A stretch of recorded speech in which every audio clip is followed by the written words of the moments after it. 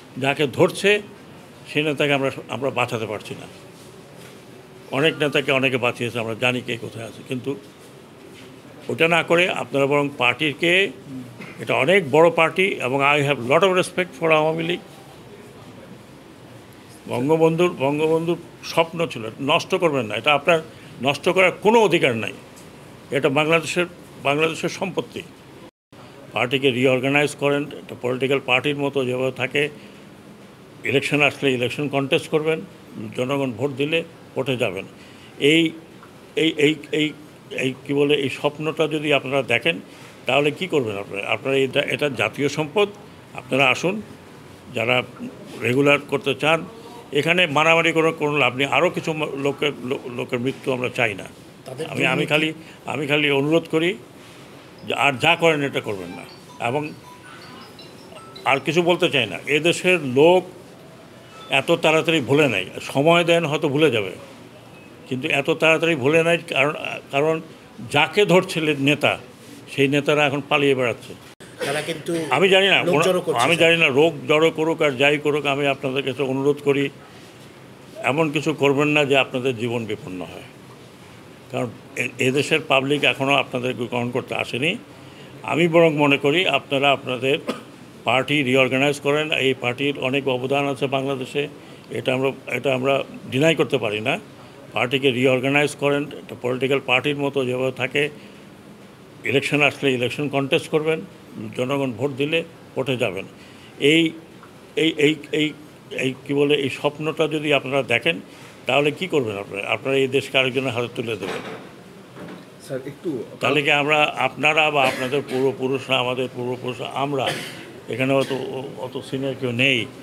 আমরা যে মুক্তিযুদ্ধ করলাম, মারা গেল 30 লক্ষ লোক মারা গেল, সেই 30 লক্ষ লোকের উপরে দাঁড়ায় আপনি দেশকে আরেকজনের হাতে তুলে দেবেন।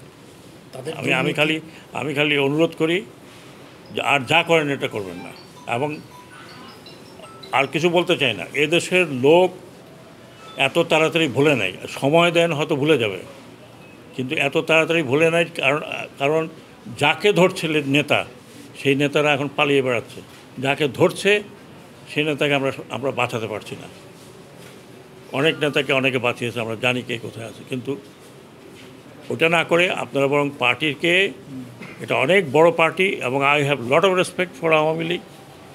এটা যেটা বললাম যে এটা এই দেশের প্রধান পার্টি একরকম। এক সময় আমাদের মতো বাঙালিদের ভরসার জায়গা ছিল এই পার্টি।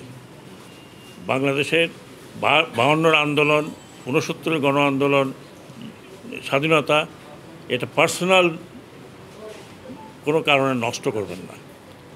এটা জাতীয় সম্পদ। আপনারা আসুন, যারা রেগুলার করতে চান। এখানে মারামারি কোনো লাভ নেই। আরও কিছু লোকের মৃত্যু আমরা চাই না। অলরেডি 400 থেকে 500, তারও বেশি মারা গেছে উভয় পক্ষে। পুলিশের এই অবস্থা হয়েছে, আনসারের এই অবস্থা হয়েছে। আর আমরা যদি উস্কানি দিতাম তাহলে আপনারা টিকতে পারতেন না আর্মি ফায়ারে। আমরা আর্মিকে মানা করেছি যে ডোন্ট ওপেন ফায়ার। কারণ কাকে মারবেন আপনি? আপনার এই পুলিশকে দিয়ে কাকে মারিয়েছেন? এই পুলিশকে দিয়ে মারিয়েছেন আপনার সন্তানকে। আপনার সন্তান না হয় একজন পুলিশের যে সদস্য কী বললেন যে স্যার কটা গুলি লাগে একটা ছেলেকে, তার ছেলের লাশ। এটা করবেন না, অনুরোধ করছি। প্ররোচনায় আসেন না, ব্যক্তিগত স্বার্থে আপনারা এত বড় একটা দলকে নষ্ট করেন না। এটা আমাদের প্রাইড ছিল, বঙ্গবন্ধুর স্বপ্ন ছিল, নষ্ট করবেন না। এটা আপনার নষ্ট করার কোনো অধিকার নাই। এটা বাংলাদেশের সম্পত্তি। আর এই যদি স্বপ্ন কেউ মনে করে যে এইটা করে আবার একটা কাউন্টার রেভলিউশন করে আসবেন, কাউন্টার রেভলিউশন করতে হলে আপনাকে হাজার হাজার লোকের রক্ত বইতে হবে। যদি আপনারা সেই দায়িত্ব নিতে চান তাহলে নিন, আমার কিছু করার নেই। ভাই আমি ওই জেনারেশনে, যে জেনারেশন পাস হয়ে যাচ্ছে, কিন্তু এই ইয়াং জেনারেশনকে আরেকটি কথা বলি, যারা বলছেন না, আপনি কথাটা উঠিয়েছেন, ওঠানো উচিত হয়নি। আমাদের যে ইয়াঙ্গার জেনারেশন, এরা করেছে, কোনো পলিটিক্যাল পার্টি করে নাই। They have given their life, যেটা আপনারা কোনো দিন দিতে পারতেন না। বুকে দাঁড়িয়ে আছে পুলিশের গুলি খাওয়ার জন্য, তাদের মুখে কোনো দুঃখ নাই, they all smiling.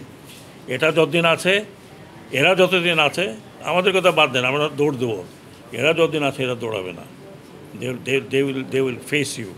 So please, আমি অনুরোধ করছি, একজন সিনিয়র সিটিজেন হিসাবে আমি জানি political people are don't like me, but আমি একজন সিনিয়র সিটিজেন হিসাবে বলছি যে দয়া করে দেশটাকে স্বাধীন